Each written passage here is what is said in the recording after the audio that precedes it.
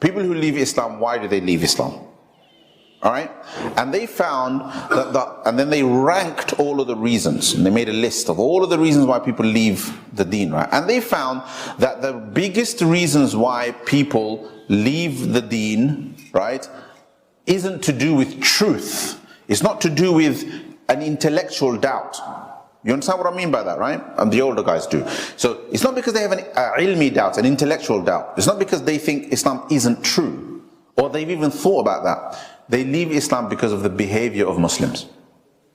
They leave Islam because of the behavior of other Muslims. Hypocrisy, inconsistency in their practice. The guy is like, he'll beat up his children to go to the mosque and pray 5 times a day, but he'll lie in his business. Right? He'll lie in his business. He'll do fraud. Right? He'll back by other people. You understand? He'll beat up his wife in front of his children. He'll do stupid things like that. But then when it comes to like, oh, but then he'll force his children to go to the masjid. And the kids are like, is this religion? Is this Islam? You know, it confuses them, throws them off. Right? Well, that's not Islam. The point is, nobody's perfect. But young people, they want to see a good example of Islam. And they can't find it. And eventually, it starts to cause doubts inside of them. So adults, we have to do better. All right?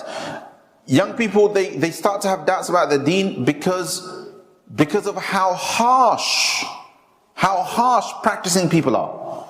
They just don't know how to be nice. They're so judgmental. All right? They don't appreciate the fact that people have their own struggles. Right? They have no sympathy for young people's struggles. They're harsh. You go to the mosque, you go to the masjid to study, and the mesab, you know, not a very pleasant man. I don't mean the mesab's here, yeah? I went upstairs and the kids were running around having fun. All right? My point is that generally, you know, like there's a culture that somehow, you know, like to be a really good teacher, Islamic teacher, and teach children Quran, you got to be really strict and stern, right? And not smile and like frown a lot. I don't know, I'm just exaggerating. But you know what I mean? So there's that tendency. Like, I've had several young people come to me and they're having doubts about Islam. And they're like, you know, I've tried to go and talk to imams and ulama and people like that about my doubts. And they take the mick out of me. You know, like one of them said, like one imam said to me, what, you think you're cleverer than Imam Abu Hanifa? Like, what kind of an answer is that to somebody who's having doubts about religion? Like, you know, a common response, somebody's having doubts about deen, yeah, and they'll be like, oh, you know, you should be careful because you'd burn in hellfire. Is that, hello, the guy might not even believe in it. Why are you threatening with something he might not believe in for? You have to establish his belief first.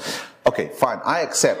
People don't know how to have that conversation. Well, if you don't know how to have the conversation, don't have the conversation, refer them to somebody else. Right? And this is the problem.